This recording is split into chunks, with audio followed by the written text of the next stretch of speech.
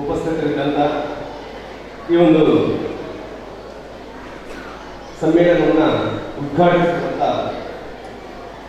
ಮಾಲಮೂರ್ತಿ ಕೊಡ್ಲೇಕೆರೆಯಲ್ಲಿ, ಹಾಗೆ ಈ ಕಾರ್ಯಕ್ರಮವನ್ನು ಉದ್ಘಾಟಿಸಿ ಇಲ್ಲಿಂದ ನಿರ್ಗಮಿಸಿರುವಂಥ ಈ ತಾಲೂಕಿನ ಪ್ರಥಮ ಪ್ರಜೆಯಾಗಿರುವಂಥ ವೆಂಕಟೇಶ್ವರ ಅವರೇ ಹಾಗೂ ಕನ್ನಡದ ಎಲ್ಲ ಸುಮನಸ್ಸುಗಳೇ ಮತ್ತು ಶ್ರೀಮಂತ ಹೃದಯಗಳೇ, ಇವತ್ತಿನ ದಿನ ಈ ಒಂದು ವೇದಿಕೆ ನಿಜವಾಗಿ ಹೇಳಿದ್ರೆ ತುಂಬ ಹೆಮ್ಮೆ ಅನಿಸ್ತಾ ಇದೆ. ಯಾಕೆಂದರೆ ಈ ಕದ್ಗಾಲಿಗೂ ಮತ್ತು ನನಗೂ ತುಂಬ ನಂಟು, ತುಂಬ ಇಲ್ಲಿಯ ಋಣಾನುಭವ ಇದೆ ಅಂತ ನಾನು ಅನಿಸ್ತೇನೆ. ಯಾಕಂದರೆ 6-6.5 ವರ್ಷಗಳವರೆಗೆ ಇಲ್ಲಿ ಸೇವೆಗಳಿಗೂ ನಾನು ಹೋದ ಕಾರಣಕ್ಕೋಸ್ಕರವಾಗಿ ಇಲ್ಲಿರುವಂಥ ವೇದಿಕೆಯಲ್ಲಿರುವ ಅನೇಕರು ನನಗೆ ಚಿರಪರಿಚಿತರು. ಜೊತೆಗೆ ಅಕ್ಷರಕಲಾ ಯುವಕ ಸಂಘ ನಾನು ಬಹಳ ವರ್ಷಗಳಿಂದ ನೋಡ್ತಾ ಇದ್ದಂಥದ್ದು ಅತ್ಯಂತ ಉತ್ತಮವಾಗಿ ಕಾರ್ಯಕ್ರಮವನ್ನು ಸಂಘಟಿಸುವುದರಲ್ಲಿ ಎತ್ತಿದ ಕೈ ಅಂತ ನನಗೆ ಚೆನ್ನಾಗಿ ಗೊತ್ತಿದೆ. ಅದನ್ನು ಇಲ್ಲಿ ಸಾಕಾರಗೊಳಿಸಿದ್ದಾರೆ ಕೂಡ. ಜ್ಞಾನ ನಿಧಿಯಾಗಿರುವಂಥ ಈ ಸಮ್ಮೇಳನಾಧ್ಯಕ್ಷರ ಎದುರಿನಲ್ಲಿ ಈ ಒಂದು ಪುಸ್ತಕವನ್ನು ಪರಿಚಯ ಮಾಡುವಂಥ ಸೌಭಾಗ್ಯ ನನ್ನ ಪಾಲಿಗೆ ದೊರಕಿಸಿಕೊಟ್ಟಿರುವಂಥ ಜಿಲ್ಲಾಧ್ಯಕ್ಷರಿಗೂ ಮತ್ತು ಈ ತಾಲೂಕಿನ ಅಧ್ಯಕ್ಷರಿಗೂ ಕೂಡ ನಾನು ಹೃತ್ಪೂರ್ವಕವಾದ ಧನ್ಯವಾದವನ್ನು ಅರ್ಪಿಸ್ತಾ ನಾನು ರಾಗಕೋಶದ ಪರಿಚಯವನ್ನು ಮಾಡೋದಕ್ಕೆ ಮುಂದಾಗ್ತಾ ಇದ್ದೇನೆ. ದೇವಲೋಕದಲ್ಲಿಯ ದೇವರುಗಳಲ್ಲೂ ಕೆಲವೊಂದು ಪ್ರಭೇದಗಳಿವೆ. ಸಿದ್ಧರು, ಸಾಧ್ಯರು, ಕಿನ್ನರರು, ಇಂಪುರುಷರು, ಚಾರಣರು, ಗರುಡರು, ವಿದ್ಯಾಧರರು ಮತ್ತು ಗಂಧರ್ವರು ಎನ್ನುವ ಹಾಗೆ ಅಲ್ಲಿರುವಂಥ ಗಂಧರ್ವರಿಗೆ ವಿಶೇಷವಾದಂಥ ಸ್ಥಾನಮಾನ. ಆ ಉಳಿದಂಥ ಎಲ್ಲ ವರ್ಗಗಳಿಗೂ ಕೂಡ ಭೂಲೋಕದಲ್ಲಿ ಗಂಧರ್ವರಿಗೆ ವಿಶೇಷವಾದಂಥ ಸ್ಥಾನಮಾನವನ್ನು ಇವತ್ತಿಗೂ ನಾವು ಕೊಡ್ತಾ ಇದ್ದು ನಮಗೆಲ್ಲರಿಗೂ ಗೊತ್ತಿರುವಂಥ ವಿಷಯ. ಅವರು ಗಾನ ಸುಧೆಯನ್ನು ಉಣಬಡಿಸುವುದರ ಮೂಲಕವಾಗಿ ದೇವತೆಗಳನ್ನು ಅಲ್ಲಿ ತೃಪ್ತಿಪಡಿಸ್ತಾ ಇದ್ರು. ಅದೇ ರೀತಿ ಗಾನ ಪ್ರಪಂಚವನ್ನು ಇಲ್ಲಿ ಸೃಷ್ಟಿಸುವುದರ ಮೂಲಕವಾಗಿ ಗಾನ ಸುಧೆಯನ್ನು ಪ್ರತಿಯೊಬ್ಬರಿಗೂ ಸುರಿಸುವುದರ ಮೂಲಕವಾಗಿ ಅದನ್ನು ಸವಿಯುವುದಕ್ಕೆ ಒಂದು ಅವಕಾಶವನ್ನು ಈ ಒಂದು ಇಲ್ಲಿಯ ಹಾಡುಗಳು ಅದನ್ನು ಅವಕಾಶವನ್ನು ಕಲ್ಪಿಸಿಕೊಡ್ತಾ ಇದ್ದಾರೆ. ಹಾಗೆ ಕೇಳಿದರೆ ವಿಶೇಷವಾಗಿರುವಂಥ ಜ್ಞಾನವನ್ನು ಉಣಬಡಿಸಬಲ್ಲಂಥ ಕಿರು ಪುಸ್ತಕ ಇದು ರಾಗಕೋಶ. ನೋಡುವುದಕ್ಕೆ ಬಹಳ ಸಣ್ಣ ಪುಸ್ತಕ ಅಂತ ಕಾಣಿಸ್ತದೆ. 127 ಪುಟಗಳನ್ನು ಹೊಂದಿರಬಹುದಾಗಿರುವಂಥ ರಾಗಕೋಶ ಅತ್ಯಂತ ಪ್ರಬುದ್ಧವಾಗಿರುವಂಥ ಜ್ಞಾನವನ್ನು ಹೊಂದಿರುವಂಥ ಈ ಒಂದು ಪುಸ್ತಕಿಯಾಗಿದೆ. ಈ ಪುಸ್ತಕವನ್ನು ಬರೆದಿರುವಂಥವರು ಅತ್ಯಂತ ಕಿರಿಯ ವಯಸ್ಸಿನ, ಅಂದರೆ ಬರೀ 25 ವರ್ಷ ವಯಸ್ಸಿನ ಒಬ್ಬ ಬಹುಭಾಷಾ ಕಲಾವಿದೆಯಾಗಿರುವಂಥವರು. ಇವರ ವಿದ್ಯಾರ್ಥಿ MA ಗಾಯನ, ವಯಲಿನ್, ಸಂಸ್ಕೃತ ಮತ್ತು ಹಿಂದಿ ಈ 5 ಭಾಷೆಗಳಲ್ಲಿ ವಿಷಯಮಂಡನೆಯನ್ನು ಮಾಡುವಂಥ ಒಂದು ಸಾಮರ್ಥ್ಯವನ್ನು ಕೂಡ ಅವರು ಪಡೆದುಕೊಂಡಿದ್ದಾರೆ. ಕೇವಲ 25 ವರ್ಷದಲ್ಲಿ ಇಂಥ ಒಂದು ಸಾಧನೆ ಮಾಡೋದಕ್ಕೆ ಖಂಡಿತ ಆ ಒಂದು ಚೇತನ ಈ ರೀತಿಯಾದ ಬೆಳವಣಿಗೆಗೆ ಪೂರಕವಾಗಿರುವುದಕ್ಕೆ ಕಾರಣ ಅವರ ತಂದೆಯವರಾಗಿರುವಂಥ ಗಣಪತಿ ಭಟ್ರವರು. ಚಿಕ್ಕಂದಿನಿಂದಲೇ ಸಾಹಿತ್ಯಕ್ಕೆ ಈ ಸಂಗೀತಕ್ಕೆ ಬೇಕಾಗಿರುವಂಥ ಸಂಪೂರ್ಣವಾದ ಅವಕಾಶಗಳನ್ನು, ಜೊತೆಗೆ ಅವರಿಗೆ ಆ ಒಂದು ರಾಗಕ್ಕೆ ಸಂಬಂಧಪಟ್ಟಂಥ ಅನೇಕ ವಿಷಯಗಳನ್ನು ಚಿಕ್ಕಂದಿನಿಂದಲೇ ರೂಢಿಸಿದ ಕಾರಣಕ್ಕೋಸ್ಕರವಾಗಿ ಅದು ಈಗ ಹೆಮ್ಮರವಾಗಿ ಬೆಳೀತಾ ಇದೆ ಎನ್ನುವುದು ಖಂಡಿತ ಸಂತೋಷವನ್ನು ಕೊಡುವಂಥ ಸಂಗತಿ. ಎಲ್ಲಕ್ಕಿಂತಲೂ ಮುಖ್ಯವಾಗಿ ಈ ಒಂದು ಕತ್ತಾರಂಥ ಪ್ರದೇಶದಲ್ಲಿ ಅವರು ಜನ್ಮದಲ್ಲಿದ್ದು ಇಡೀ ಭಾರತದಾದ್ಯಂತ ಪ್ರತಿಯೊಬ್ಬರೂ ಕೂಡ ಓದಲೇಬೇಕಾಗಿರುವಂಥ ಅಥವಾ ಜ್ಞಾನ ಈ ಒಂದು ರಾಗದ ಸಂಬಂಧಪಟ್ಟಂತೆ ಯಾರು ಜ್ಞಾನವನ್ನು ಹೆಚ್ಚಿಸಿಕೊಳ್ಳಬೇಕಾಗಿದೆಯೋ ಅಂಥದ್ದಿಗೆ ಅತ್ಯಂತ ಉಪಯುಕ್ತವಾಗಿರಬಹುದಾಗಿರುವಂಥ ಪುಸ್ತಕವನ್ನು ಅವರು ರಚಿಸಿದ್ದಾರೆ. ಅದಕ್ಕೆ ರಾಗಕೋಶ ಅಂತ ಹೆಸರನ್ನು ಇರಿಸಿದ್ದಾರೆ. ಈ ರಾಗಕೋಶದಲ್ಲಿ ಇರುವಂಥ ಸಂಪಾದಕರು ಅಳವಡಿಸಿರುವಂಥ ವಿಷಯಗಳನ್ನು ನಾನು ನಮ್ಮಲ್ಲಿ ಹೇಳ್ತಾ ಇದ್ದೇನೆ. ರಾಗಗಳ ಪರಿವಿಡಿ, ಕಲಾಶ್ರೀ ವೇದಿಕೆಯ ಪರಿಚಯ, ರಾಗದ ಕುರಿತಾದಂಥ ವಿಸ್ತೃತವಾದಂಥ ಲೇಖನ, ಪಾರಿಭಾಷಿಕ ಶಬ್ದಗಳು, ಸಂಗೀತ ಕೋಷ್ಟಕಗಳು, ಸ್ವರಲಿಪಿ, ತಾಳಲಿಪಿ, ಗಾಂಧರ್ವ ಪರೀಕ್ಷಾ ರಾಗಗಳು, ರಾಗ ಬಾರಿಸುವ ಕ್ರಮ, ಸಚಿತ್ರ ಸಹಿತವಾಗಿ 94 ರಾಗಗಳ ಪರಿಚಯವನ್ನು ಅವರು ಮಾಡಿದ್ದಾರೆ. ವಿಶೇಷ ಪುಸ್ತಕಗಳ ಪರಿಚಯವನ್ನು ಕೂಡ ಮಾಡಿದ್ದಾರೆ. ಇಲ್ಲಿ ನಾವು ತಿಳ್ಕೊಳ್ಬೇಕಾದ್ದು ಸನಾತನ ಧರ್ಮದಲ್ಲಿ ಏನು ಉಪಯುಕ್ತವಾಗಿರುವಂತಹ ಧಾರ್ಮಿಕ ಮಾಹಿತಿಗಳನ್ನು ನೀಡಬಹುದಾಗಿರುವಂತಹ ಅತ್ಯಂತ ಉಪಯುಕ್ತವಾದಂತಹ ಪುಸ್ತಕಗಳ ಪರಿಚಯವನ್ನು ಕೂಡ ಕೊನೆಯಲ್ಲಿ ಅವರು ನೀಡಿದ್ದಾರೆ. ನಿಜವಾಗಿ ನಮಗೆ ಈ ಪುಸ್ತಕ ಅನ್ನಿಸುವಂಥದ್ದು ಸಂಗೀತ ಅಭ್ಯಾಸಗಳಿಗೆ ಒಂದು ಸಿಲೆಬಸ್ ತರ ಪ್ರತಿಯೊಬ್ಬ ಸಂಗೀತ ಜ್ಞಾನವನ್ನು ಪಡೆದುಕೊಳ್ಳಬಹುದಾಗಿರುವಂತಹ ಪರೀಕ್ಷಾರ್ಥಿಯಾಗಿ ಈ ಸಂಗೀತದ ಕುರಿತಾಗಿ ಅಧ್ಯಯನ ನಡೆಸಿ ಪರೀಕ್ಷೆಗೆ ಹೋಗುವುದಕ್ಕೆ ಬೇಕಾಗಿರಬಹುದಾಗಿರುವಂತಹ ಎಲ್ಲ ವಿಷಯಗಳನ್ನು ಒಳಗೊಂಡಿರಬಹುದಾಗಿರುವಂತಹ ಪುಸ್ತಕ ಇದೆ ಅನ್ನೋದನ್ನ ಹೇಳೋದಕ್ಕೆ ನಾನು ಇಷ್ಟಪಡ್ತೇನೆ. ರಾಗದ ಕುರಿತಾಗಿ ವಿಸ್ತೃತವಾದಂತಹ ಲೇಖನದಲ್ಲಿ ಅವರು ರಾಗೋತ್ಪತ್ತಿ, ರಾಗಲಕ್ಷಣ, ರಾಗಯಾತ್ರೆಗಳ ಪರಿಚಯವನ್ನ ಅವರು ಮಾಡಿಸಿದ್ದಾರೆ. ಅತ್ಯಂತ ಸಂಕ್ಷಿಪ್ತವಾಗಿ ಗ್ರಹ, ಅಂಶ, ತಾರ, ಮುಂದ್ರ, ನ್ಯಾಸ, ಉಪನ್ಯಾಸ, ಅಲ್ಪತ್ವ, ಬಹುತ್ವ, ಷಾಡವ, ಔಡವ ಹೀಗೆ ರಾಗ 10 ಲಕ್ಷಣಗಳ ಪರಿಚಯವನ್ನು ಕೂಡ ಈ ಪುಸ್ತಕದಲ್ಲಿ ಅವರು ಮಾಡಿದ್ದಾರೆ.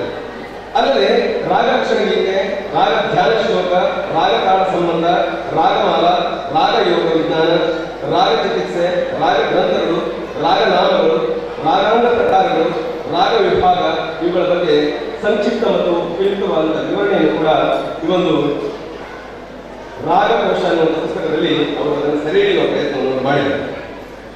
ಎಲ್ಲಕ್ಕಿಂತ ಬಹಳ ಮುಖ್ಯವಾಗಿರುವಂಥದ್ದು ಇಲ್ಲಿ ಕೆಲವೊಂದು ವಿಷಯದ ಕುರಿತಾದಂಥ ಪಾರಿಭಾಷಿಕ ಶಬ್ದಗಳು. ನಿರ್ದಿಷ್ಟವಾಗಿರುವಂತಹ ಒಂದು ಜ್ಞಾನವನ್ನು ಪಡೆಯಬೇಕು ಅಂತಾದ್ರೆ ಆ ಜ್ಞಾನದ ವಿಸ್ತೃತ ರೂಪವನ್ನು ಒಂದೆಡೆಯಲ್ಲಿ ಕಟ್ಟಿಟ್ಟು ಅದು ಪಾರಿಭಾಷಿಕ ಶಬ್ದ ರೂಪದಲ್ಲಿ ಅಳವಡಿಸಲ್ಪಡುತ್ತದೆ. ಅಂತ ಪಾರಿಭಾಷಿಕ ಶಬ್ದವನ್ನ ವಿವರಣಾತ್ಮಕವಾಗಿ ಇಲ್ಲಿ ಅವರು ಅಳವಡಿಸುವ ಪ್ರಯತ್ನವನ್ನು ಮಾಡಿದ್ದಾರೆ. ಮುಖ್ಯವಾಗಿ ಸಂಗೀತಾಭ್ಯಾಸವನ್ನು ಮಾಡುವಂಥವರು ಕೆಲವೊಂದಿಷ್ಟು ಪಾರಿಭಾಷಿಕ ಶಬ್ದವನ್ನು ಆಡಲೇಬೇಕಾಗ್ತದೆ. ಅದರ ವಿಸ್ತೃತವಾದ ರೂಪವನ್ನು ಕೂಡ ತಿಳ್ಕೊಳ್ಳೇಬೇಕಾಗ್ತದೆ. ಸಂಗೀತ ನಾದ, ಶ್ರುತಿ, ಸ್ವರ, ಆಂದೋಲನ, ಸಪ್ತಕ, ಗ್ರಾಮ, ಮೂರ್ಧನ, ಮಿಂಡ, ಗಮಕ, ತಾನ, ಅರ್ಧದರ್ಶ ಸ್ವರ, ನ್ಯಾಸಸ್ವರ, ಆಟ, ಅಲಂಕಾರ, ರಾಗ, ವಾದಿ, ಸಂವಾದಿ, ಸ್ಥಾಯಿ, ಅಂತರ, ಪಕ್ಕಡ, ಆಲಾಪ, ಲಯಕಾರಿ, ರಾಗಜಾತಿ, ತಾಳಜಾತಿ, ರಸ, ಪ್ರಹಾರ, ತಾಳ, ಮಾತ್ರೆ, ಲಯ, ಸಮ್, ಹುಸಿ ಇವುಗಳ ಬಗ್ಗೆ ಸಂಕ್ಷಿಪ್ತವಾದ ವಿವರಣೆಯನ್ನು ಕೊಟ್ಟಿದ್ದಾರೆ. ಖಂಡಿತವಾಗಿ ಈ ಒಂದು ಸಂಗೀತಾಭ್ಯಾಸವನ್ನು ಮಾಡದೇ ಇರುವಂತಹ ಜನರಿಗೆ ಈ ಒಂದು ಪಾರಿಭಾಷಿಕ ಪದಗಳನ್ನು ಹೇಳಿದರೆ ಖಂಡಿತ ಏನು ಅದರ ಅರ್ಥ ಆಗೋದಿಲ್ಲ. ಯಾರು ಸಂಗೀತವನ್ನು ಅಭ್ಯಾಸ ಮಾಡ್ತಾ ಇರ್ತಾರೋ, ಸಂಗೀತ ಜ್ಞಾನವನ್ನು ಅವರು ಪಡ್ಕೊಳ್ತಾ ಇರ್ತಾರೋ ಅಂಥವರಿಗೆ ಮಾತ್ರ ಈ ಪಾರಿಭಾಷಿಕ ಶಬ್ದದ ಕುರಿತಾಗಿ ಹೇಳಿದಾಗ ಅದರ ವಿಸ್ತೃತವಾದ ಕಲ್ಪನೆ ಅವರು ಬರುವುದಕ್ಕೆ ಸಾಧ್ಯವಾಗುತ್ತೆ. ಹಾಗೆ ಎಲ್ಲಕ್ಕಿಂತ ಬಹಳ ಮುಖ್ಯವಾಗಿ ಹಾರ್ಮೋನಿಯಂ ಮುಖಚಿತ್ರದೊಂದಿಗೆ ಸಂಪೂರ್ಣವಾದ ಪರಿಚಯವನ್ನು 94 ಭಾಗಗಳಿಗೆ ಸಂಬಂಧಪಟ್ಟಂತೆ ಅದರ ಏರಿಳಿತವನ್ನು ಜೊತೆಗೆ ಅದಕ್ಕೆ ಸಂಬಂಧಪಟ್ಟಂತೆ ಎಲ್ಲ ವಿಷಯಗಳನ್ನು ಪರಿಚಯ ಮಾಡುವ ಪ್ರಯತ್ನವನ್ನು ಅವರು ಮಾಡಿದ್ದಾರೆ. ಬಹಳ ಮುಖ್ಯವಾಗಿ ಸಂಗೀತ ತ್ವರಿತ ಜ್ಞಾನವನ್ನು ಪಡೆಯಬಹುದಾಗಿರುವಂತಹ ಏನು ಸಂಗೀತ ಶಿಕ್ಷಣಾರ್ಥಿಯಾಗಿರುವಂತಹ ವಿದ್ಯಾರ್ಥಿಗಳು ಏನಿದ್ದಾರೆ ಈ ಸಂಪೂರ್ಣವಾದ ಜ್ಞಾನವನ್ನು ಈ ಪುಸ್ತಕದ ಮೂಲಕವಾಗಿ ಹೊಂದಬಹುದು ಅನ್ನೋದು ನನ್ನ ಆಶೆ. ಹಾಗೆ ಒಂದು ಪರೀಕ್ಷೆಯ ಸಿಲೆಬಸ್ ತರ ಇರಬಹುದಾಗಿರುವಂತಹ ಸಂಗೀತದ ಅಭ್ಯಾಸ ಮಾಡುವಂತಹ ಮಕ್ಕಳಿಗೆ ಇದು ಖಂಡಿತವಾಗಿಯೂ ಉಪಯುಕ್ತವಾಗಿರುವಂತಹ ಪುಸ್ತಕ ಅನ್ನೋದನ್ನ ನಾನು ಹೇಳುವಂತಹ ಪ್ರಯತ್ನವನ್ನು ಮಾಡ್ತಾ ಇದ್ದೇನೆ. ಜೊತೆಗೆ ಈ ಕೃತಿ ಅವರ ಚೊಚ್ಚಲ ಕೃತಿ ಅಂತ ಕಾಣಿಸ್ತದೆ. ಇದರ ಜೊತೆಗೆ ಅವರು ಇನ್ನೂ ಅನೇಕ ಸಂಗೀತದ ಆಳವಾದ ಅಧ್ಯಯನವನ್ನು ಮಾಡಿ ಮತ್ತು ಕೆಲವೊಂದಿಷ್ಟು ಪುಸ್ತಕವನ್ನ ಹೊರತರುವ ಪ್ರಯತ್ನವನ್ನು ಮಾಡ್ತಾ ಇದ್ದಾರೆ. ಈ ಕೃತಿಕಾರರು ಮತ್ತೆ ರಚಿಸಲ್ಪಡ್ತಾ ಇರುವಂತಹ ಅವರ ಪುಸ್ತಕಗಳು ಗಾನ ರಾಗ ರಸಾಯನ, ಸಂಗೀತ ಸಂಪನ್ಮೂಲ ವ್ಯಕ್ತಿ, ವಯೋಲಿನ್ನಿಂದ ರಸನಿಷ್ಪತ್ತಿ ಎಂಬ ಕೃತಿಯನ್ನು ಕೂಡ ಅವರು ರಚಿಸ್ತಾ ಇದ್ದಾರೆ. ಹಾಗೆ ಯಾವಾಗಲೂ ಅವರಿಗೆ ಬರಹಗಾರರಿಗಿರಬಹುದು ಅಥವಾ ಇಂಥ ಒಂದು ಪುಸ್ತಕವನ್ನು ರಚಿಸುವಂತಹ ಪ್ರತಿಯೊಬ್ಬ ವ್ಯಕ್ತಿಗಳಿಗೂ ಕೂಡ ಹಾತೊರೆಯುವಿಕೆ ಏನಂತಂದ್ರೆ ತಾನು ಇನ್ನಷ್ಟು ಕೃತಿಗಳನ್ನು ರಚಿಸಬೇಕು, ಇನ್ನಷ್ಟು ಜನರಿಗೆ ಅದು ಉಪಯುಕ್ತವಾಗಬೇಕು ಅನ್ನುವಂಥ ಹಂಬಲ ಆ ತುಡಿತಗಳು ಖಂಡಿತವಾಗಿ ಇದ್ದೇ ಇರ್ತದೆ. ಖಂಡಿತ ಅದಕ್ಕೆ ಪೂರಕವಾದ ವಾತಾವರಣವನ್ನು ಇಂತಹ ಸಮ್ಮೇಳನದ ವೇದಿಕೆಯ ಕಡೆಯಲ್ಲಿ ದೊರಕಿಸಿಕೊಳ್ಳುವುದರ ಮೂಲಕವಾಗಿ ಆ ಪುಸ್ತಕವನ್ನು ರಚಿಸಿದ್ದಾರಲ್ಲ ಮನಸ್ಸು ಇನ್ನಷ್ಟು ಉಲ್ಲಸಿತವಾಗಬೇಕು. ಜೊತೆಗೆ ಇನ್ನಿಷ್ಟು ಜ್ಞಾನಿಗಳಿಗೆ ಅವರ ಜ್ಞಾನ ದೊರಕುವಂತಾಗಬೇಕು, ಜ್ಞಾನ ಶಾಶ್ವತವಾಗಿ ನೆಲೆನಿಲ್ಲುವ ಹಾಗಾಗಬೇಕು. ಅದೇ ರೀತಿಯಲ್ಲಿ ಇನ್ನು ಮುಂಬರುವಂತ ಇನ್ನು ಪುಸ್ತಕವನ್ನು ಅವರು ರಚಿಸುವ ಪ್ರಯತ್ನವನ್ನು ಮಾಡ್ತಾ ಇದ್ದಾರೆ. ಅಂತ ಪ್ರಯತ್ನ ಮುಂದುವರಿಯುವ ಜೊತೆಗೆ ಇಂಥದ್ದೇ ಅದ್ಧೂರಿಯಾದಂಥ ವೇದಿಕೆಯಲ್ಲಿ ಬಿಡುಗಡೆ ಕಾಣುವಂಥ ಭಾಗ್ಯ ಕೂಡ ಅವರಿಗೆ ದೊರಕಲಿ ಎನ್ನುವ ಮಾತನ್ನು ಹೇಳ್ತಾ ಪುಸ್ತಕ ಪರಿಚಯ ಮಾಡುವುದಕ್ಕೆ ಅವಕಾಶವನ್ನು ಕಲ್ಪಿಸುವಂತ ಎಲ್ಲರಿಗೂ ನನ್ನ ಧನ್ಯವಾದವನ್ನು ಅರ್ಪಿಸಿ ನನ್ನ ಮಾತು ಮುಗಿಸ್ತಾ ಇದ್ದೇನೆ. ಧನ್ಯವಾದ. 7ನೇ ಕನ್ನಡ ಸಾಹಿತ್ಯ ಸಮ್ಮೇಳನಾಧ್ಯಕ್ಷರಾದ ಶ್ರೀ ಮೊಹಮ್ಮದ್ ಹಾಗೆ 6ನೇ ಸಾಹಿತ್ಯ ಸಮ್ಮೇಳನದ ನಿಕಟಪೂರ್ವ ಅಧ್ಯಕ್ಷರಾದ ಗೌರವಾನ್ವಿತವಾದ ಮಾನ್ಯ ಶ್ರೀ ದಯಾನಂದ ಅವರೇ, ಹಾಗೆ ಜಿಲ್ಲಾಧ್ಯಕ್ಷರಾದ ಅವರೇ, ಹಾಗೆ ತಾಲೂಕು ಅಧ್ಯಕ್ಷರಾದ ಡಾಕ್ಟರ್ ಶ್ರೀಧರ್ ಕುಮ್ಮನವರೇ, ಹಾಗೆ ನಮ್ಮ ಜಿಲ್ಲಾ ಪಂಚಾಯತ್ ಸದಸ್ಯರಾದ ಶ್ರೀ ಗಜಾನಂದ ಅವರೇ, ತಾಲೂಕು ಪಂಚಾಯತ್ ಅಧ್ಯಕ್ಷರಾದ ವಿಜಯ ಅವರೇ, ಹಾಗೆ ಎಲ್ಲ ಗೌರವಾನ್ವಿತ ಜನಪ್ರತಿನಿಧಿಗಳೇ, ಹಾಗೆ ವೇದಿಕೆಯ ಆಸರಾದಂತಹ ಕೃಷ್ಣಾನಂದ ಅವರೇ, ಹಾಗೆ ಗ್ರಾಮ ಪಂಚಾಯತ್ ಅಧ್ಯಕ್ಷರೇ, ವಿಶೇಷವಾಗಿ ಈ ಒಂದು ಅಕ್ಷರ ಕಲಾ ಯುವಕ ಸಂಘದ ಅಧ್ಯಕ್ಷರು ಹಾಗೂ ಎಲ್ಲ ಗೌರವಾನ್ವಿತ ಸದಸ್ಯರುಗಳೇ, ಹಾಗೆ ವಿಶೇಷವಾಗಿ ಈ ಒಂದು ಕನ್ನಡ ಸಾಹಿತ್ಯ ಸಮ್ಮೇಳನಕ್ಕೆ ಆಗಮಿಸಿದಂಥ ಎಲ್ಲ ನನ್ನ ಕನ್ನಡ ಅಭಿಮಾನಿಗಳೇ, ಕನ್ನಡ ಪ್ರೇಮಿಗಳೇ, ಹಾಗೆ ಎಲ್ಲ ತಾಲೂಕಾದಿಂದ ಬಂದಿದ್ದಂಥ ಎಲ್ಲ ನನ್ನ ಗೌರವಾನ್ವಿತ ಶಿಕ್ಷಕ ಬಂಧುಗಳೇ, ಹಾಗೆ ಈ ಒಂದು ಕಾರ್ಯಕ್ರಮದಲ್ಲಿ ಈಗಾಗಲೇ ತಮ್ಮ ಕಾರ್ಯಕ್ರಮವನ್ನು ನಿರೂಪಿಸಿದಂಥ ಎಲ್ಲ ಕಲಾವಿದರೇ, ಹಾಗೆ ಬಂದಿದ್ದಂಥ ಎಲ್ಲ ಕಲಾವಿದರೇ, ಹಾಗೆ ಎಲ್ಲ ವಿಶೇಷವಾಗಿ ಒಂದೇ ಅಂತಂದರೆ ಎಲ್ಲ ನನ್ನ ಕನ್ನಡ ಅಭಿಮಾನಿಗಳು. 5ನೇ ಸಾಹಿತ್ಯ ಸಮ್ಮೇಳನ ಬಹುಶಃ ಜನವರಿ 6, 7ನೇ ತಾರೀಕು ಇದರವರು 5, 6ನೇ ತಾರೀಕು ನಡೆದಿರಬೇಕು. ನಮ್ಮ ಹೆಗಡೆ ಆ ಒಂದು ಸಾಹಿತ್ಯ ಸಮ್ಮೇಳನದ ಸ್ವಾಗತ ಸಮಿತಿಯ ಅಧ್ಯಕ್ಷನಾಗಿ ಕೆಲಸ ಮಾಡಿದ್ದೇನೆ. ನಾನು ಅಂದ್ಕೊಂಡೆ ತುಂಬ ಚೆನ್ನಾಗಿ ಮಾಡಿದ್ದೀವಿ, ನಮ್ಮ ರೀತಿ ಮತ್ತೆ ಯಾರು ಮಾಡಲಿಕ್ಕೆ ಸಾಧ್ಯತೆ ಇಲ್ಲ ಅಂದ್ಕೊಂಡೆ. ಆನಂತರ ಆ ಒಂದು ಖುಷಿಗೆ ನಮ್ಮ ಬಾಡ ವಿಡೆಗೆ ಆ ಒಂದು ಸಮ್ಮೇಳನ ತಮ್ಮಲ್ಲಿ ಎಲ್ಲೂ ಕೂಡ ಅಧ್ಯಕ್ಷನಾಗಿ ನಾನು ಕೆಲಸ ಮಾಡಿದೆ. ಅಲ್ಲೂ ಕೂಡ ಅಂದ್ಕೊಂಡೆ ಹೆಗಡೆಗಿಂತ ಚೆನ್ನಾಗಾಯಿತು, ನಾವು ಹೆಗಡೆಗಿಂತ ಬಾಡ ನಮ್ಮ ವಿಡೆ ಇದೆ ಅಂತ ನಾನು ಹುಟ್ಟುರು ನಮ್ಮ ಮನೆಯ ಅಂಗಳದಲ್ಲಿ ಮಾಡಿದ್ದೀನಿ, ಭಾಳ ಚೆನ್ನಾಗಾಗಿದೆ ಅಂತ ಹೇಳಿ. ಆನಂತರ ಈ ಕಥೆಗಾರಿಕೆ ನಮ್ಮ ಅಕ್ಷರ ಕಲಾ ಸಂಘದ ಎಲ್ಲ ಸದಸ್ಯರು, ಕೃಷ್ಣಾನಂದ ರಣೇಗೌಡರು ಅಧ್ಯಕ್ಷರು, ಅವ್ರ ಜೊತೆಯಾಗಿ ನಮ್ಮ ಪಾಪಣ್ಣ ಅವರೆಲ್ಲ ಒಂದು ಟೀಮ್ ಬಂದು ಅದು ಯಾವ ರೀತಿ ಅಂತಂದ್ರೆ ನಮಗೆ ಬೇಕೇ ಬೇಕು, ನಾವು ಮಾಡ್ತೀವಿ, ನಮ್ಮ ಕನ್ನಡದಲ್ಲಿ ಬೇಕೇ ಬೇಕು ಅಂತಾರೆ. ಅವರ ಒಂದು ಕನ್ನಡ ಅಭಿಮಾನಕ್ಕೆ ಈಗ ಬಂದು ನೋಡಿದ್ರೆ ಬಹುಶಃ ನಮಗೆ ಜೈಲಿನಲ್ಲಿ ಈ ಒಂದು ಸಮ್ಮೇಳನದಲ್ಲಿ ಇದ್ದಿದ್ರೆ ಅವರು ಒಂದು ತುಲನೆ ಮಾಡಿ ಒಂದು ಸೆಗ್ಮೆಂಟ್ ಕೊಡ್ತಿದ್ರು, ಈ 3 ಸಮ್ಮೇಳನದಲ್ಲಿ ಯಾವ ಸೀನಾಗಿ ಆಗಿದೆ ಅಂತ. ಆದರೆ ಜೈಲರ ಬಗ್ಗೆ ನನಗೆ ಭಾಳ ಬೇಜಾರಾಗ್ತಿದೆ. ದೇವರವರಿಗೆ ಆ ಒಂದು ನೋವನ್ನು ಸಹಿಸುವಂಥ ಶಕ್ತಿ ಕೊಡಲಿ ಅಂತ ಹೇಳ್ಕೊಳ್ತಾ ನಾನು ಅಂದ್ಕೊಂಡೆ, ಈಗಾಗಲೇ ಹೇಳೋದು ನಮ್ಗೆ ಅರ್ಥ ಆಗಿರಬೇಕು, ಅಷ್ಟು ಒಂದು ಅದ್ಭುತವಾಗಿ ಒಂದು ಕಾರ್ಯಕ್ರಮ ಮಾಡಿದ್ರಿ. ಹಾಗಾಗಿ ನಾನು ಅಕ್ಷರ ಕಲಾ ಯುವಕ ಸಂಘಕ್ಕೆ ಅದರ ಜೊತೆಗೆ ನಿಂತ ಕೃಷ್ಣಾನಂದ ರಣೇಕರ, ಪಾಪಣ್ಣ ಆದಿಯಾಗಿ ಎಲ್ಲರಿಗೂ ನಾನು ಕನ್ನಡ ಅಭಿಮಾನಿಯಾಗಿ ಅಭಿನಂದಿಸುವ ಮೂಲಕ ಈ ಒಂದು ಸಾಹಿತ್ಯ ಸಮ್ಮೇಳನ ಅರ್ಥಪೂರ್ಣ ಆಗಲಿಕ್ಕಿದೆ ಅಂತ ಹೇಳ್ತಾ, ಈಗಾಗಲೇ ರಾಗಕೋಶ ಈ ಒಂದು ಪುಸ್ತಕವನ್ನು ನಾನು ಒಂದು ಇದಕ್ಕೆ ಬಿಡುಗಡೆ ಮಾಡಿದ್ದೇನೆ. ಈಗಾಗಲೇ ಅದರ ಬಗ್ಗೆ ಸವಿವರವಾಗಿ ಅದರ ಹುಟ್ಟು ಅದು ಒಳಗಿನ ಎಲ್ಲವನ್ನು ನಮ್ಮ ನಾಯಕರು ಹೇಳಿದ್ದಾರೆ. ಆದರೂ ಕೂಡ ಒಂದೇ ಶಬ್ದ ಹೇಳಬೇಕಂತಂದರೆ, ಶಾಸ್ತ್ರೀಯ ಸಂಗೀತ ಅಭ್ಯಾಸಿಗಳ ತೋರಿಸೋಪಚಾರಿ ಅಂದರೆ ಶೀಘ್ರ ಉಪಯೋಗಕ್ಕಾಗಿ ರಚಿಸಿದ 94 ರಾಗಗಳ ಸಚಿತ್ರ ಸಂಕ್ಷಿಪ್ತ ಮಾಹಿತಿ ಸಂಗ್ರಹ. ಒಂದೇ ಶಬ್ದದಲ್ಲಿ ಎಲ್ಲ ಅರ್ಥ ಆಗಿದೆ ಅಂತ ಹೇಳ್ತೀನಿ. ಅದರ ಒಂದು ಸಂಪಾದಕರಾಗಿ ಒಂದು ಪ್ರಕಾಶಕರಾಗಿ ಕಲಾಶ್ರೀ ಸಾಂಸ್ಕೃತಿಕ ವೇದಿಕೆ ಪ್ರಚಾರ ಮುಂದಾಗಿರು, ಅದ್ರ ಜೊತೆಗೆ ಸಂಪಾದಕರಾಗಿ ಬಹುಭಾಷಾ ವಿಧಿಸಿ ರೋಹಿಣಿ ಕನ್ನಡವರು, ಮಾರ್ಗದರ್ಶಕರಾಗಿ ಸಂಸ್ಕೃತ ಸಂಗೀತ ವಿದ್ವಾನ್ ಡಾಕ್ಟರ್ ಕೆ ಗಣಪತಿ ಭಟ್ರು, ಇವರಿಗೆ ನಾನು ಹೃತ್ಪೂರ್ವಕ ಅಭಿನಂದಿಸುವಂಥ ಇಂಥ ಪುಸ್ತಕಗಳು ಬಹುಶಃ ಇಷ್ಟು ಸಣ್ಣ ಕೈಪಿಡಿಯಲ್ಲಿ ಇಷ್ಟು ವಿಶಾಲವಾದ ಒಂದು ಇದನ್ನು ಮಾಡಿದರೆ ಬರೀ ನಾನು ನೋಡಿದೆ 60 ರೂಪಾಯಿ ರೇಂಜ್ ಹಾಕಿದ್ದಾರೆ. ಪ್ರತಿಯೊಬ್ಬರು ತಮ್ಮನ್ನು ಓದಿದರೆ ಬಹುಶಃ ನಾವು ಸಂಗೀತಾಭ್ಯಾಸ ಮನೆಯಲ್ಲೇ ಮಾಡ್ಬೋದು ಅಂತ ಹೇಳ್ತಾ ಈಗಾಗಲೇ ಹೇಳಿದೆ. ಅನೇಕರು ಸಮಯ ಕಳೀತಾ ಇದ್ದಾರೆ, ಭಾಷಣ ಮಾಡಿ ಕೂಡ ಇದ್ದಾರೆ.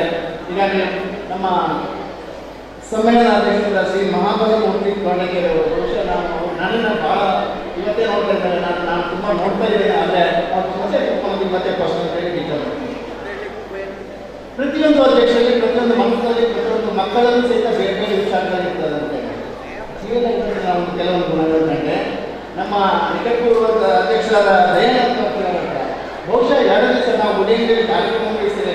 ನಮ್ಮ ಇವರು ಸಹಿತ ಇದ್ದಾರೆ, ದಯಾನಂದ ಕೌಟಿ ಅವರು 2 ದಿವಸ ಕಾರ್ಯಕ್ರಮ ಮುಗಿಸಿ 3ನೇ ದಿವಸ ಮನೆಗೆ ಹೋಗುವಾಗ ಕುಂಟಾದಲ್ಲಿ ನಾವು ಕೂತ್ಕೊಂಡು ಬಿಡುಗಡೆ ಅವರನ್ನು ಬಿಡುಗಡುವಾಗ ಬಹುಶಃ ಅವ್ರ ಕಣ್ಣಲ್ಲಿ ನೀರು ಬಂದಿದ್ದು ಕಾಣಿಸ್ತದೆ.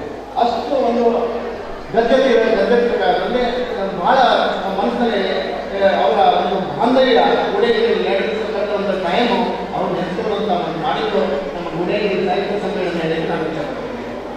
ಇನ್ನು ಅನೇಕ ವಿಚಾರಗಳಿದೆ, ಅನೇಕ ಇದು ಸಮ್ಮೇಳನ. ಇವತ್ತು ಶಿಕ್ಷಣ ಮತ್ತು ಆರೋಗ್ಯ ಸಮಿತಿ ಅಧ್ಯಕ್ಷನಾಗಿ ನಮಗೆ ಕೆಲವರು ಚರ್ಚೆ ಇರಲಿಕ್ಕಿಲ್ಲ, ಆದರೂ ನಾವು ಪ್ರಸ್ತಾವನೆ ಮಾಡಿ ಗ್ರಾಮ ಸಭೆ ಏನೆಂದರೆ ಕುಂಟ 5 ತಾಲೂಕುಗಳಿಗೆ ಮಧ್ಯವರ್ತಿ ಸ್ಥಳ. ನಾವು ಏನೇ ಅವಘಡ ಆಗಬೇಕಾಗಿ ಮಂಗಳೂರು ಮಣಿಪಾಲ ಹೋಗುವಂಥ ಕೆಲಸ ಆಗ್ತಾ ಇದೆ, ಗ್ರಾಮ ಸೆಂಟರ್ ಆಗ್ತಾ ಇದೆ, ಆಗಬೇಕಾಗಿದೆ.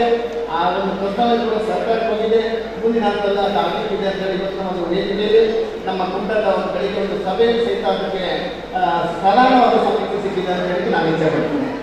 ಇನ್ನು ನಾನು ಹೆಚ್ಚಾಗಿ ಗೊತ್ತಾ ಇಲ್ಲ, ಈಗಾಗಲೇ ಅನೇಕ ಕಾರ್ಯಕ್ರಮಗಳು ಜನತೆ ತುಂಬುವಂಥ ಕಾರ್ಯಕ್ರಮ ನಾವು ಕೈಗೊಳ್ಳೋದಕ್ಕೆ ಪ್ರಾಮಾಣಿಕವಾಗಿ ನಾವು ಪ್ರಯತ್ನ ಮಾಡ್ತಿದ್ದೇವೆ ಅಂತ ಹೇಳ್ತಾ, ಈಗಾಗಲೇ ಈ ಒಂದು ಪುಸ್ತಕ ಇದನ್ನು ಹೇಳ್ತೀನಿ, ಒಳ್ಳೆ ಚೆನ್ನಾಗಿದೆ. ಅದನ್ನು ತಾವು ತಗೊಂಡ್ರೆ ತಮ್ಮ ಮಕ್ಕಳ ಅಥವಾ ಒಂದು ಸಂಗೀತ ಆಸಕ್ತರಿಗೆ ಅನುಕೂಲ ಆಗ್ತದೆ ಅಂತ ಹೇಳ್ತಾ ಈ ಒಂದು ಕಾರ್ಯಕ್ರಮ 2 ದಿನಗಳ ಪರ್ಯಂತ ಈ ಒಂದು ಕಟ್ಟಡದಲ್ಲಿ ನಡೆಯಲಿದೆ. ಇದು ಸುಂದರವಾದ ಒಂದು ವೇದಿಕೆ ಸಹಿತ ಮಾಡಿದ್ದಾರೆ. ಹಾಗಾಗಿ ಇನ್ನೊಮ್ಮೆ ನಾನು ಅಕ್ಷರಕಲಾ ಯುವಕ ಸಂಘಗಳ ಎಲ್ಲ ಗೌರವ ಅಧ್ಯಕ್ಷರಿಗೆ ಎಲ್ಲ ಸದಸ್ಯರಿಗೆ ಅಭಿನಂದಿಸುವ ಮೂಲಕ ಹೆಮ್ಮೆಯಿಂದ ಹೇಳ್ತೀನಿ, 3 ಕಾರ್ಯಕ್ರಮ ಅದ್ಭುತವಾಗಿ ನಡೆದಿದೆ. 3 ಕಾರ್ಯಕ್ರಮದಲ್ಲೂ ನಾನು ಕೂಡ ಇದ್ದೇನೆ. 2 ಕಾರ್ಯಕ್ರಮಕ್ಕೆ ಅಧ್ಯಕ್ಷನಾಗಿ, 3ನೇ ಕಾರ್ಯಕ್ರಮದಲ್ಲಿ ಜಿಲ್ಲಾ ಶಿಕ್ಷಣ ಮತ್ತು ಆರೋಗ್ಯ ಸ್ಥಾಯಿ ಸಮಿತಿ ಅಧ್ಯಕ್ಷನಾಗಿ ಈ ಒಂದು ಸಭೆ ಕುರಿತು ಹೆಮ್ಮೆಯಿಂದ ಹೇಳ್ಕೊಳ್ತಾ ಇದ್ದೇನೆ. ಜೈ ಕನ್ನಡ ಅಂತ ಹೇಳ್ತಾ ಅಭಿನಂದಿಸಿ ನಾನು ಮಾತನಾಡ್ತೇನೆ. ಎಲ್ಲರಿಗೂ ನಮಸ್ಕಾರ. ಕಾರ್ಯಕ್ರಮದ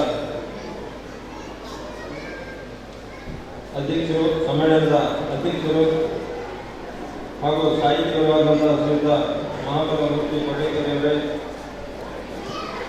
ಹಾಗೂ ಉದ್ಘಾಟಕರಾಗಿ ಆಗಮಿಸಿದಂಥ ನಮ್ಮ ಭಾಗದ ವಿಧಾನಸಭಾ ಸದಸ್ಯರಾದಂಥ ಶ್ರೀಯುತ ದಿನಕರ್ ಶೆಟ್ಟಿಯವರೇ ಹಾಗೂ ಕರ್ನಾಟಕ ಸಾಹಿತ್ಯ ಪರಿಷತ್ತಿನ ಜಿಲ್ಲಾ ಅಧ್ಯಕ್ಷರಾದಂಥ ಅರವಿಂದ್ ಕರ್ಕಿಕೊಡಿಯವರೇ, ತಾಲೂಕಾ ಸಾಹಿತ್ಯ ಪರಿಷತ್ತಿನ ಅಧ್ಯಕ್ಷರಾದಂಥ ಡಾಕ್ಟರ್ ಶ್ರೀಧರ್ ಗೌಡ್ ಅವರೇ ಹಾಗೂ ನನ್ನ ಆತ್ಮೀಯರಾದಂಥ ರತ್ನಾಕರ್ ನಾಯ್ಕರವರೇ, ಅನ್ನಪ್ಪ ನಾಯ್ಕರವರೇ ಹಾಗೂ ತಾಲೂಕಾ ಪಂಚಾಯತ್ ಅಧ್ಯಕ್ಷರೇ, ಸದಸ್ಯರೇ, ಗ್ರಾಮ ಪಂಚಾಯತ್ನ ಎಲ್ಲ ಅಧ್ಯಕ್ಷರೇ, ಎಲ್ಲ ನನ್ನ ಆತ್ಮೀಯ ಮಿತ್ರರೇ, ಈ ವೇದಿಕೆ ಮೇಲೆ ಆಸೀನರಾದ ಕನ್ನಡದ ಅಭಿಮಾನಿಗಳು ಹಾಗೂ ಎಲ್ಲ ಪತ್ರಕರ್ತರೇ, ಈ ಊರಿನ ನಾಗರಿಕರೇ, ಒಂದು ಇವತ್ತು ನನಗೆ ಬಹಳ ಸಂತೋಷ ಆಗ್ತಾ ಇದೆ. ಯಾಕಂತಂದರೆ ಈ ಕಥೆಗಾಲದಲ್ಲಿ ಇವತ್ತು ಈ ಒಂದು 7ನೇ ಕನ್ನಡ ಸಾಹಿತ್ಯ ಸಮ್ಮೇಳನ ನಡೀತಾ ಇರೋದು ತುಂಬ ಸಂತೋಷ. ಯಾಕಂತಂದರೆ ಈ ಒಂದು ಸಾಹಿತ್ಯ ಸಮ್ಮೇಳನ ನಾನು ಯಾವಾಗಲೂ ಹೆಚ್ಚಾಗಿ ಕೇಳ್ತಾ ಇರೋದು ಅಂತ ಹೇಳಿದ್ರೆ ರಾಜ್ಯ ಮಟ್ಟದ ಸಾಹಿತ್ಯ ಸಮ್ಮೇಳನ ಅಥವಾ ಜಿಲ್ಲಾ ಮಟ್ಟದ ಸಾಹಿತ್ಯ ಸಮ್ಮೇಳನ. ಆದರೆ ಇವತ್ತು ತಾಲೂಕಾ ಮಟ್ಟದ ಸಾಹಿತ್ಯ ಸಮ್ಮೇಳನ ನಮ್ಮ ಒಂದು ಹಳಕೋಡು ಗ್ರಾಮದಲ್ಲೇ ನಡೀತಾ ಇರೋದು ತುಂಬ ಸಂತೋಷ ಆಗ್ತಾ ಇದೆ. ಇಲ್ಲಿ ಎಲ್ಲ ಕಲೆ, ಸಂಸ್ಕೃತಿ, ಯಕ್ಷಗಾನ, ಜಾನಪದ ಎಲ್ಲ ಸಂಸ್ಕೃತಿ ಬೀಳಿದು ಈ ನಮ್ಮ ಕಥೆಗಾಲ. ಯಾಣಕ್ಕೆ ಹೋದರೆ ಪುರಾತನವಾದಂಥ ಕ್ಷೇತ್ರ ಯಾಣ, ಈ ಕಡೆ ಬಂದರೆ ಹರಿಟ ಬಂದರೆ ಹರಿಟಗಿಪುರ, ಅಂದರೆ ಹಳೆಯದಾದಂಥ ಒಂದು ಶಾಸನಗಳಿವೆ. ಎಲ್ಲಿ ಹೋದರೂ ಸಹಿತ ಹಳೆಯದಾದ ಶಾಸನಗಳಿವೆ.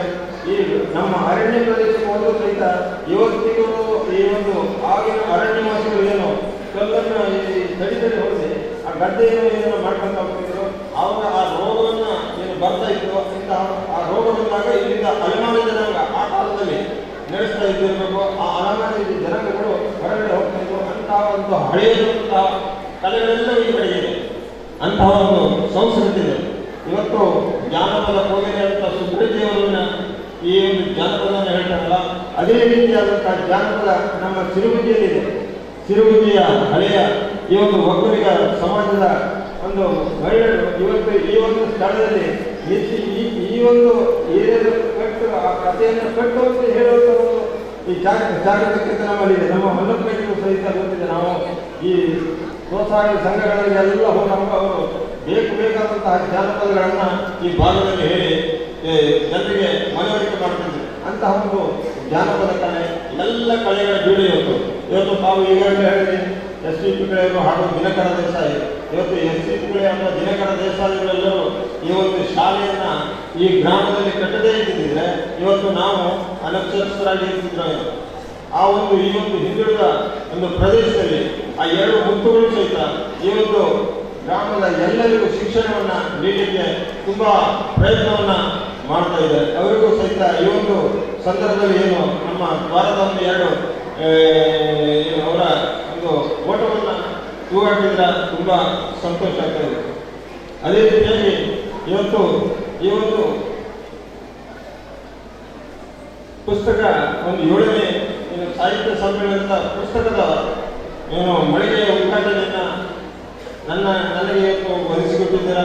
ಈ ಒಂದು ಉದ್ಘಾಟನೆಯನ್ನ ಈ ಒಂದು ಸಾಹಿತ್ಯ ಸಮ್ಮೇಳನದ ಪುಸ್ತಕದ ಉದ್ಘಾಟನೆಯನ್ನ ನನಗೆ ಉದ್ಘಾಟಿಸಿ ಅವಕಾಶ ಮಾಡಿಕೊಟ್ಟದಕ್ಕಾಗಿ ನಮಗೂ ಸಹಿತ ಅಭಿನಂದನೆಗಳನ್ನು ಹೇಳಿಕೆ ಬಯಸ್ತೇನೆ.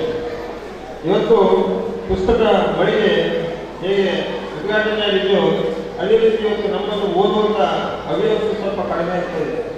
ಯಾಕಂತಂದರೆ ನನಗೆ ಗೊತ್ತಿದ್ದ ಮಟ್ಟಿಗೆ ಒಂದು 15-20 ವರ್ಷದ ಹಿಂದೆ ನಾವೇನು ಶಾಲೆಯನ್ನು ಕಲಿಬೇಕಾಗಿದ್ದರೆ ಓದುವುದು ಹೇಗಿತ್ತು ಹೇಳಿದ್ರೆ ಮೊದಲನೇ ಪೇಜಿನಿಂದ ಕೆಳಗಿನ ಪೇಜಿನವರೆಗೂ ನಾವು ಓದಬೇಕಾಗಿದೆ. ಓದಿದ ನಂತರ ಕೆಲವು ಪ್ರಶ್ನೆಗಳಿರ್ತದೆ. ಆ ಪ್ರಶ್ನೆಗಳಿಗೆ ಉತ್ತರ ಹುಡುಕಬೇಕಾದ್ರೆ ಮತ್ತೆ ಮಧ್ಯದಲ್ಲಿ ಆ ಪುಸ್ತಕವನ್ನು ಓದಬೇಕಾಗಿತ್ತು. ಆ ಪುಸ್ತಕವನ್ನು ಓದಿದ ನಂತರ ನಮಗೆ ಮನನಾಗ್ತಿತ್ತು. ಯಾಕಂದ್ರೆ ಇದರಲ್ಲಿ ಉತ್ತರ ಸಿಗ್ತಿತ್ತು. ಆದರೆ ಇವತ್ತಿನ ದಿನಗಳಲ್ಲಿ ಹಾಗಿಲ್ಲ. ಯಾಕಂದ್ರೆ ಪುಸ್ತಕದಕ್ಕಿಂತ ಪ್ರಶ್ನೆಗಳಿಗೆ ಉತ್ತರ ಆವಾಗ ನಮಗೆ ಸಿಕ್ಕೋಗ್ತದೆ. ಆ ರೀತಿಯಾದಂಥ ವ್ಯವಸ್ಥೆ ಇವತ್ತಿದೆ.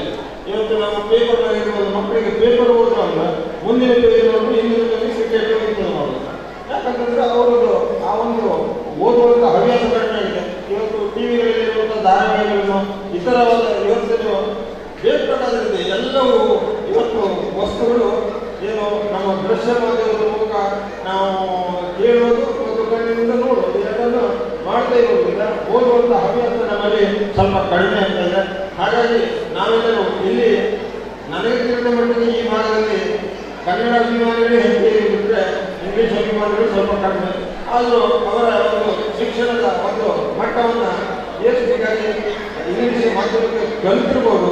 ಆದರೆ ಕನ್ನಡಕ್ಕೆ ಅವರೆಲ್ಲರೂ ಒಗ್ಗಟ್ಟಾಗಿದ್ದಾರೆ ಅಂತ ಹೇಳ್ತಾ ಇವತ್ತು ಈ ಒಂದು ಸಮ್ಮೇಳನಕ್ಕೆ ನನಗೆ ಮಾತನಾಡಲಿಕ್ಕೆ ಅವಕಾಶ ಮಾಡಿಕೊಟ್ಟ ತಮಗೆಲ್ಲರಿಗೂ ಅಭಿನಂದಿಸಿದ ನನ್ನ ಮಾತನ್ನು ಮುಗಿಸ್ತೇನೆ. ಕುಮಟಾ ತಾಲೂಕಿನ 7ನೇ ಕನ್ನಡ ಸಾಹಿತ್ಯ ಸಮ್ಮೇಳನವನ್ನು ನಮ್ಮ ಅಲ್ಕೋಟ್ ಗ್ರಾಮ ಪಂಚಾಯಿತಿಯ ಕಟ್ಟಡದಲ್ಲಿ ಇವತ್ತು ಅದ್ದೂರಿಯಿಂದ ಈಗಾಗಲೇ ಉದ್ಘಾಟನೆಯನ್ನು ಹೊಂದಿದೆ. ಈ ಒಂದು ಕನ್ನಡ ಸಾಹಿತ್ಯ ಪರಿಷತ್ತಿನ 2 ದಿನದ ಈ ಸಮ್ಮೇಳನದ ಸರ್ವಾಧ್ಯಕ್ಷರಾದಂತಹ ನಮ್ಮ ಇದರಲ್ಲಿ ಉದ್ಘಾಟನೆಯನ್ನು ಮಾಡಿರುವಂತಹ ನಮ್ಮ ಸನ್ಮಾನ್ಯ ಶಾಸಕರೇ ಹಾಗೂ ನಮ್ಮ ಉತ್ತರ ಕನ್ನಡ ಜಿಲ್ಲೆಯ ಶಿಕ್ಷಣ ಮತ್ತು ಆರೋಗ್ಯ ಸ್ಥಾಯಿ ಸಮಿತಿಯ ಅಧ್ಯಕ್ಷರಾದಂತಹ ಶ್ರೀಯುತ ರತ್ನಾಕರ್ ನಾಯ್ಕ ಅವರೇ, ನಮ್ಮ ಗ್ರಾಮ ಪಂಚಾಯಿತಿಯ ಅಧ್ಯಕ್ಷರು, ಈ ಸಭೆಯ ಅಧ್ಯಕ್ಷರು ಮತ್ತು ಈ ಎಲ್ಲ ಕಾರ್ಯಕ್ರಮದ ರೂವಾರಿಯಾದಂತಹ ಕೃಷ್ಣಾನಂದ ಗಣೇಕರ್ ಅವರೇ, ನಮ್ಮ ಈ ಭಾಗದ ಜಿಲ್ಲಾ ಪಂಚಾಯತ್ ಸದಸ್ಯರಾದಂತಹ ಅತ್ಯಂತ ಆತ್ಮೀಯರಾದಂತಹ ಶ್ರೀಯುತ ವೈದ್ಯರು ಹಾಗೂ ವೇದಿಕೆ ಮೇಲೆ ಇರುವಂಥ ಹಿರಿಯರಾದಂತಹ ಹನುಮಂತ ಸರ್ ಅವರೇ, ಎಲ್ಲ ಹಿರಿಯವರೇ, ಅದಕ್ಕಿಂತ ಮುಖ್ಯವಾಗಿ ಕಳೆದ 4-5 ವರ್ಷಗಳಲ್ಲಿ ಕನ್ನಡ ಸಾಹಿತ್ಯ ಪರಿಷತ್ತಿನ ಜಿಲ್ಲಾ ಅಧ್ಯಕ್ಷರಾಗಿ ಭಾಳ ಅತ್ಯಂತ ಆಸಕ್ತಿದಾಯಕವಾಗಿ ಅತ್ಯಂತ ಹೆಚ್ಚಿನ ಜನ ಈ ಒಂದು ಕನ್ನಡ ಪರಿಷತ್ತಿನ ಕಡೆಗೆ ತಿರುಗಿ ನೋಡುವ ಹಾಗೆ ಮಾಡಿದಂತಹ ಭಾಳ ಆತ್ಮೀಯರಾದಂತಹ ನೆರೆದಿರುವಂತಹ ನನ್ನ ಎಲ್ಲ ಕನ್ನಡಾಭಿಮಾನಿಗಳು. ಬಹುಶಃ ನಾನು ಹೆಚ್ಚಿಗೆ ಮಾತನಾಡಲಿಕ್ಕೆ ಹೋಗುವುದಿಲ್ಲ. ಭಾಷೆ ಮನುಷ್ಯನಿಗೆ ತನ್ನ ವಿಚಾರಗಳನ್ನು ಒಬ್ಬರಿಂದ ಒಬ್ಬರಿಗೆ ತಿಳಿಸಲಿಕ್ಕೆ ಇರುವಂತಹ ಒಂದು ಮಾಧ್ಯಮ ಅಂತ ನಾವೆಲ್ಲರೂ ಪರಿಗಣಿಸಿದ್ದೇವೆ. ಭಾಷೆಯ ಸ್ಥಾಪನೆ ಅಥವಾ ಭಾಷೆ ಮನುಷ್ಯನಿಗೆ ಹುಟ್ಟಿದ ತಾಯಿಯಿಂದ ಬರ್ತದೆ ಹೇಳುವಂಥದ್ದನ್ನು ಕೂಡ ಕೆಲವೊಂದು ಕಡೆಗೆ ಓದಿ ತಿಳಿದುಕೊಂಡಿದ್ದೇವೆ. ತಾಯಿಯಾದವಳು ಯಾವ ಭಾಷೆಯನ್ನು ಮಾತನಾಡ್ತಾಳೋ ಮಗು ಅದೇ ಭಾಷೆಯನ್ನು ತನ್ನ ಬದುಕಿನಲ್ಲಿ ಮುಂದುವರಿಸಿಕೊಂಡು ಹೋಗುತ್ತದೆ. ಜೀವನಕ್ಕಾಗಿ ಅಥವಾ ಆಧುನಿಕ ಯುಗದ ಬೇರೆ ಬೇರೆ ರೀತಿಯ ವ್ಯವಸ್ಥೆಯನ್ನು ಬಳಸಿಕೊಳ್ಳುವುದಕ್ಕಾಗಿ ನಾವು ಬೇರೆ ಭಾಷೆಗಳನ್ನು ಓದಬಹುದು ಅಥವಾ ಅಧ್ಯಯನವನ್ನು ಮಾಡಿರಬಹುದು. ಆದರೆ ತಾಯಿ ಭಾಷೆ ಬಹಳ ಮುಖ್ಯವಾಗಿರುತ್ತದೆ. ನಮ್ಮ ಜೀವನದಲ್ಲಿ ಬರುವಂತಹ ನೋವುಗಳು ಆದಾಗ ಅಥವಾ ನಮಗೆ ಅತ್ಯಂತ ಖುಷಿಯಾದ ಸಂದರ್ಭದಲ್ಲಿ ನಮ್ಮ ಬಾಯಿಂದ ಹೊರಡುವ ಭಾಷೆ ನಮ್ಮ ಮಾತೃಭಾಷೆ ಇರುತ್ತದೆ ಅದರಲ್ಲಿ. ಸೊ ಹಾಗಾಗಿ ಆ ಮಾತೃಭಾಷೆಗೆ ಬಹಳ ಮಹತ್ವಪೂರ್ಣವಾದಂತಹ ಸ್ಥಾನವು ಹೊಂದಿದೆ. ಅದೇ ರೀತಿ ಇವತ್ತು ನಮ್ಮ ಈ ಒಂದು ಅಲ್ಗೋಡದ ಈ ಒಂದು ಭಾಗದ ತತ್ಕಾಲದಲ್ಲಿ ಈ ಒಂದು ಸಾಹಿತ್ಯ ಸಮ್ಮೇಳನವನ್ನು ಬಹಳ ಅದ್ದೂರಿಯಾಗಿ ಸ್ಥಾಪಿಸಿದ್ದೀರಿ. ಬಹುಶಃ ನಾವು ಭವಿಷ್ಯ ತಿಳಿದ ರೀತಿಯಲ್ಲಿ ಬಹಳ ಅಚ್ಚುಕಟ್ಟಾಗಿ ಮಾಡಿದ್ದೀರಿ.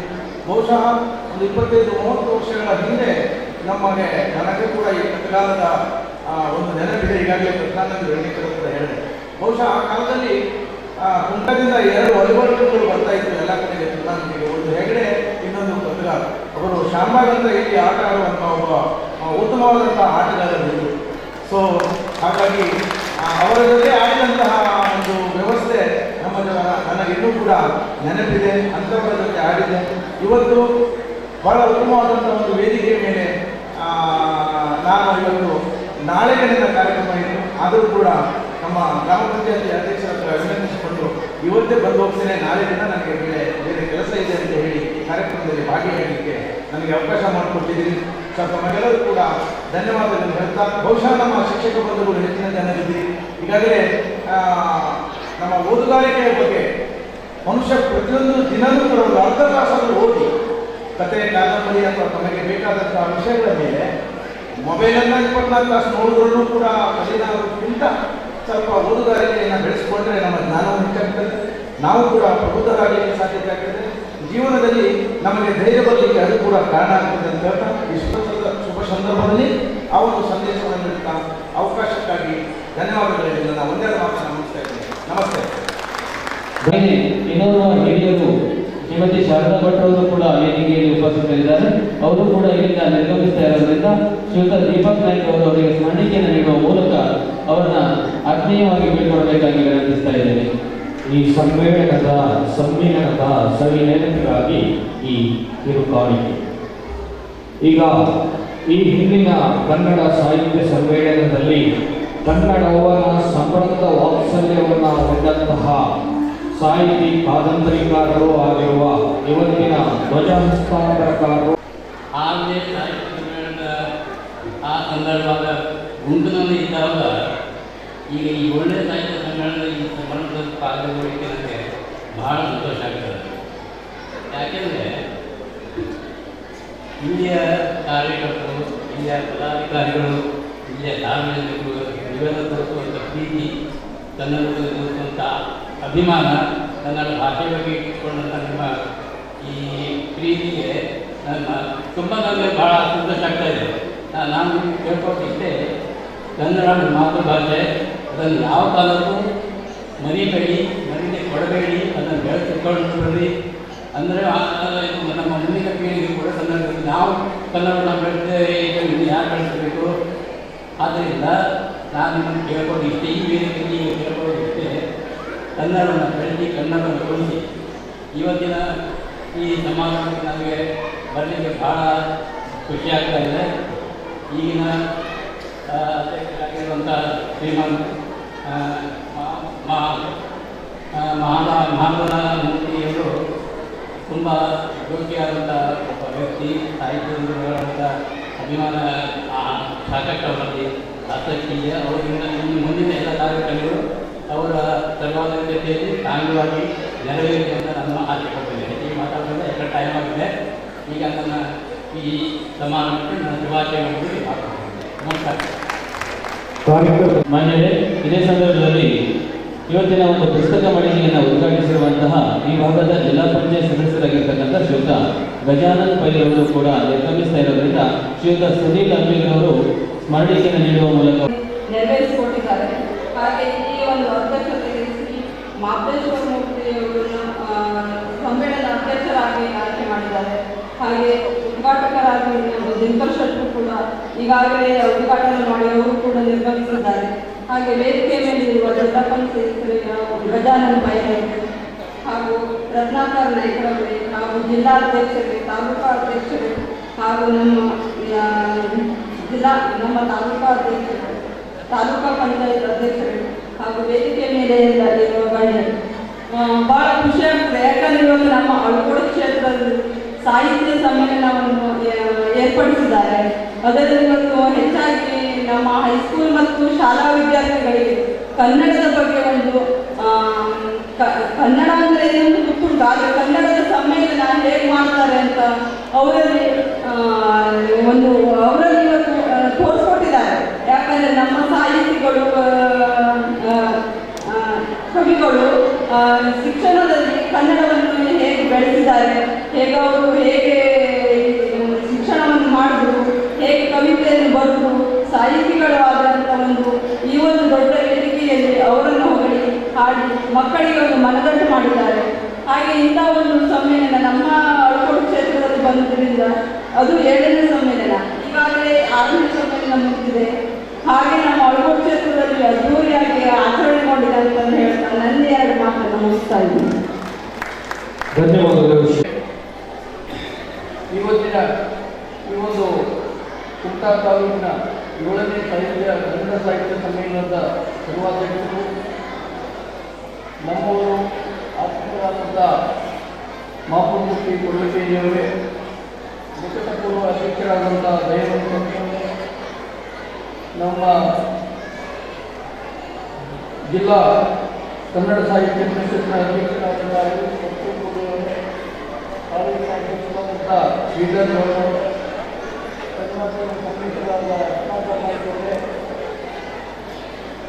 ವೇದಿಕೆ ಮೇಲೆ ಇರುವ ಎಲ್ಲ ಆತ್ಮೀಯ ಬಂಧು ಭಗಿನಿಯರು, ನಾನು ಈ ಒಂದು ಕಾರ್ಯಕ್ರಮದಲ್ಲಿ ಅತ್ಯಂತ ಸಂತೋಷದಿಂದ ಭಾಗವಹಿಸಿದ್ದೇನೆ. ಯಾಕಂತಂದರೆ ಮಾಪುಮೂರ್ತಿ ಕೊಳ್ಳಕೇರಿಯವರಿಗೂ ಅವರ ಒಂದು ಕುಟುಂಬಕ್ಕೂ ನನಗೂ ಆತ್ಮೀಯ ಒಂದು ಸಂಬಂಧ ಇದೆ. ಅವರ ತಂದೆಯವರು ನಮಗೆ ಬಹಳ ಹತ್ತಿರದಲ್ಲಿದ್ದರು.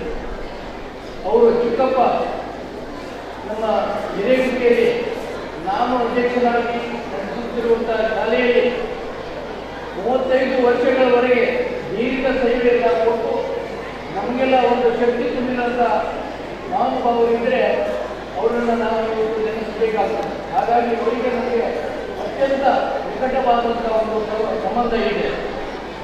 ಇನ್ನೂ ಹೆಚ್ಚಿನದಾಗಿ ನನ್ನ ಧರ್ಮಪತ್ನಿ ಅವರೊಟ್ಟಿಗೆ ಶಾಲೆಯಲ್ಲಿ ಕಲಿತು ಕಾಲೇಜಿನಲ್ಲಿ ಈ 2 ಕಾರಣಕ್ಕೆ ಅತ್ಯಂತ ಸಂತೋಷದಿಂದ ಭಾಗವಹಿಸಿದ್ದೇನೆ. ಮುಖ್ಯವಾಗಿ ನಮ್ಮ ಈ ಕನ್ನಡ ಸಾಹಿತ್ಯ ಪರಿಷತ್ನವರು ನಮ್ಮ ಜಿಲ್ಲೆಯಲ್ಲಿ ಅತ್ಯಂತ ಯಶಸ್ವಿಯಾಗಿ ನಡ್ಕೊಂಡು ಬರ್ತಾ ಇದ್ದಾರೆ. ತಾವು ಅತ್ಯಂತ ಮಹತ್ವಪೂರ್ಣವಾದ ಸ್ಥಳವನ್ನು ಆಯ್ಕೆ ಮಾಡಿವಿ. ಅದರೊಟ್ಟಿಗೆ 2 ಅವರಿಗೆ ಹೆಚ್ಚಿನ ಆದ್ಯತೆಯನ್ನು ಕೊಟ್ಟಿದ್ದೀವಿ. ನಮ್ಮ ಜಿಲ್ಲೆಯಲ್ಲಿ ಶೈಕ್ಷಣಿಕ ಕ್ರಾಂತಿ ಆಗುತ್ತಿದ್ದರೆ ಅದು ಒಂದು ದಿನಕರ್ ದೇಸಾಯಿಯವರಿಂದ, ಇನ್ನೊಂದು ಶಿವಯ್ಯವರಿಂದ ನಾನು ಘಂಟಾಘೋಷವಾಗಿ ಹೇಳಿಕೆ ಬಯಸ್ತೇನೆ. ಯಾಕಂತಂದರೆ ನಾನು ಸಹ ಸುಮಾರು 35 ವರ್ಷಗಳಿಂದ ಒಂದು ಶಾಲೆಯ ಮಹಾತ್ಮ ಗಾಂಧಿ ವಿದ್ಯಾವರ್ಗದ ಸಂಘದ ಅಧ್ಯಕ್ಷನಾಗಿ ನಮ್ಮಲ್ಲಿ ಸುಮಾರು 300 ವಿದ್ಯಾರ್ಥಿಗಳಿರುವಂತಹ ಶಾಲೆ ನಡೀತಾ ಇದೆ. ಆ ಶಾಲೆ ಇವತ್ತು ಶಿಸ್ತಿನ ನಡೀತಾ ಇದೆ ಅಂದರೆ ಅದು ಎ ಭಟ್ ಕೊಳ್ಳಕೇರಿಯವರ ಒಂದು ಅನುಭವದಿಂದ ನಾವು ಅದನ್ನು ನಡೆಸ್ಕೊಂಡು ಬರ್ತಾ ಇದ್ದೇವೆ. ಹಾಗಾಗಿ ಈ ಒಂದು ಕಾರ್ಯಕ್ರಮ ಅತ್ಯಂತ ಯಶಸ್ವಿಯಾಗಿದೆ ಮತ್ತು ಇಲ್ಲಿರುವಂಥ ನಮ್ಮ ಅಕ್ಷರ ಕಲಾ ಯುವ ಸಂಘದ ಅಧ್ಯಕ್ಷರು ಮತ್ತು ಅವರೆಲ್ಲ ಸಂಘಟಕರು, ನಮ್ಮ ಶಿಕ್ಷಕರು, ಇಲ್ಲಿ ಜಿಲ್ಲಾ ಪಂಚಾಯತ್ ಸದಸ್ಯರಾಗಿ ಇದ್ದಂಥ ಗಜಾನನ ಪೈ ಅವರು ಸಹ ನನ್ನ ಆತ್ಮೀಯ ಶಿಕ್ಷಕರಲ್ಲಿ ಒಬ್ಬರು. ಹಾಗಾಗಿ ಈ ನಮ್ಮ ಕತ್ಗಾಲ್ ಭಾಗದಲ್ಲಿ ಯಾವುದೇ ಕಾರ್ಯಕ್ರಮ ಆದರೆ ಅದು ಯಶಸ್ವಿಯಾಗಿ ನಡೆಯುವುದರಲ್ಲಿ ಎರಡು ಮಾತಿಲ್ಲ.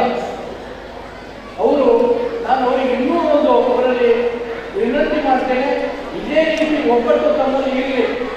ಇನ್ನೊಂದು ಸಂದರ್ಭದಲ್ಲಿ ನಾನು ಜಿಲ್ಲಾ ಪಂಚಾಯತ್ ಸದಸ್ಯನಾಗಿ 10 ವರ್ಷ ಕೆಲಸ ಮಾಡಿದಾಗ ನಮ್ಮ ತಾಲೂಕಿನ ಎಲ್ಲ ಪಂಚಾಯತ್ಗಳು ಔಟ್ಪೋರ್ಟ್ ಪಂಚಾಯತ್ ನೋಡ್ರಿ ಅಂತ ಹೇಳ್ತಿದ್ರು. ಅಷ್ಟು ಒಗ್ಗಟ್ಟಿತ್ತು.